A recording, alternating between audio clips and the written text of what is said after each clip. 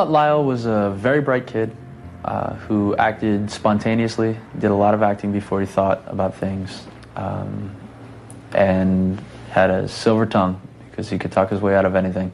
Erik had a very loving relationship with his mother.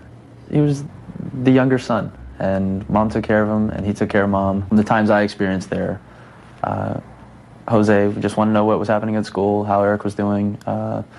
There were a few questions thrown back here and there about politics, but it was not the grilling sessions that I've heard rumored. I don't believe Erik and Lyle were ever sexually abused. I never saw anything to indicate there was any abuse going on.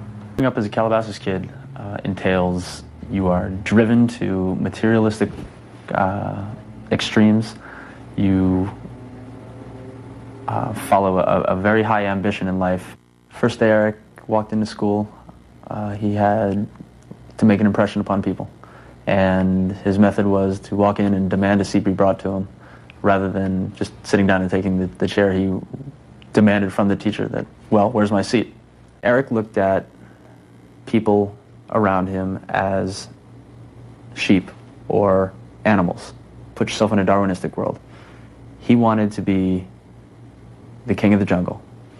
He saw his goals, his desires in front of him.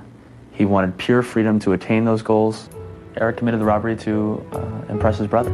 He wanted to show that he could equal his brother in both legal and criminal sense. And he had a moral breaking point where he thought it was okay to commit the crime as long as nobody knew it happened. He had been told by his father that the sentence wasn't going to be too bad. And he thought it was an okay thing to do. Didn't think it would jeopardize anything in the future. I knew Erik had a penthouse suite in Marina del Rey with tons of new clothes. He had a pool table, he had a dining room set, leather sofas, looking out over the marina. It was a gorgeous place. He looked at me, he said, "Do you want to know what happened?" And he walked me through it step by step, through the actual crime scene, explained where his parents were positioned, what he and his brother had done. Like I said, after that, we sat down, ate dinner, and played chess. We all looked at it and thought, what a great defense this is, because it truly captures the emotions of a jury. Nobody would want to fry these two young boys.